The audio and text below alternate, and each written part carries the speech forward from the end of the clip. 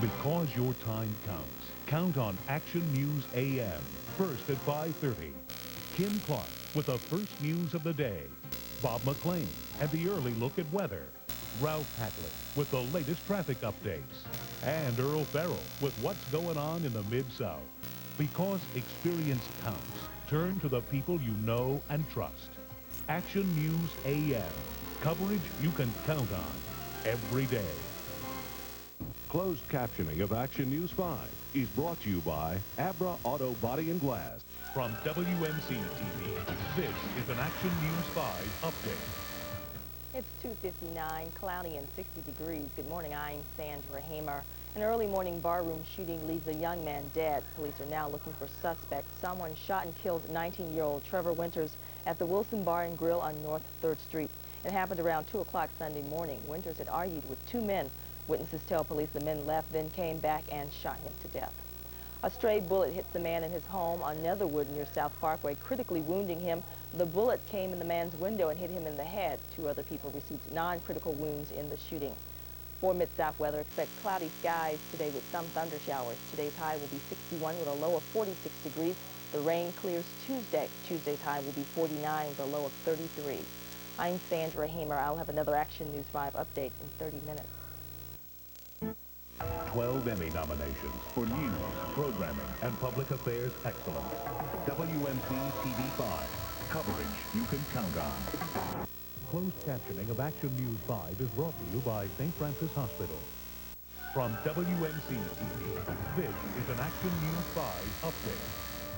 It's 3:29, cloudy and 60 degrees. Good morning, I'm Sandra Hamer. A car smashes into an 18-wheeler at the intersection of Holmes and Dueling Oaks in Whitehaven. It happened about 3 o'clock yesterday morning. Rescue workers struggled for more than an hour to free the accident victim from the wreckage. The injured person was airlifted to the med. Two counties, one on each side of the Tennessee-Mississippi line, are trying to join forces to build an industrial park. That's this week's Action News 5 Memphis Business Journal report. Fayette and Marshall counties propose building the park on the 3,000 to 4,000 acres. The bi-state industrial park would be the first of its kind in the U.S.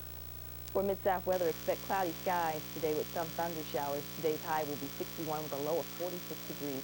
I'll see you in 30 minutes with another update.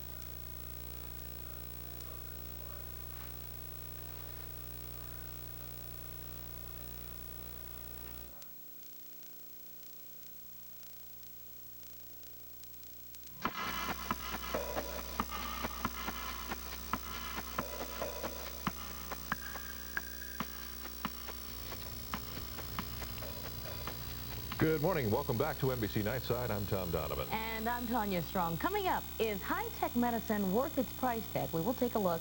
But first, we get the headlines this morning from Tom. Well, Tanya, the federal government will begin to furlough 260,000 workers today due to another government shutdown. White House Chief of Staff Leon Panetta says President Clinton will be calling Republican leaders today to discuss a temporary spending bill. He also says the Democrats will offer a new balanced budget plan, but Republicans say the Democrats are using the wrong numbers and don't really want to balance the budget. Republican presidential candidate Bob Dole says retired General Colin Powell would run for vice president if asked. On NBC's Meet the Press Sunday, Dole acknowledged that Powell seems to be the one person who could help him win the November election. He says Powell would answer the call to duty, even though Powell has said he would not seek elective office in '96. The Bosnian Serb Assembly has ratified the Dayton Peace Treaty and officially accepted the deployment of NATO troops. But for the fourth day in a row, U.S. combat troops were prevented from landing in Tuzla because of thick fog. However, two American transport planes carrying 20 troops did manage to land in Sarajevo, and 130 American soldiers traveling by land crossed into Croatia on Sunday. Pope John Paul II says he hopes this Christmas will bring peace to the children of the world. The Pope spoke to thousands gathered in St. Peter's Square Sunday. Children held up statues of the infant Jesus for the Pope to bless. The Roman Catholic Church will observe a World Day of Peace on January 1st. Heavyweight boxer Mike Tyson is celebrating his latest victory in the ring by giving away turkeys for the holidays. Hundreds of residents of Philadelphia's Housing Authority were given the free turkeys Sunday. The city of brotherly love was the site of Tyson's Saturday night fight with Buster Mathis. Tyson won by a knockout. And baseball player Ken Griffey Jr. hosted his annual Christmas dinner over the weekend in Seattle. About 300 children from boys and girls clubs were treated to turkey and all the trimmings, plus T-shirts and duffel bags full of goodies.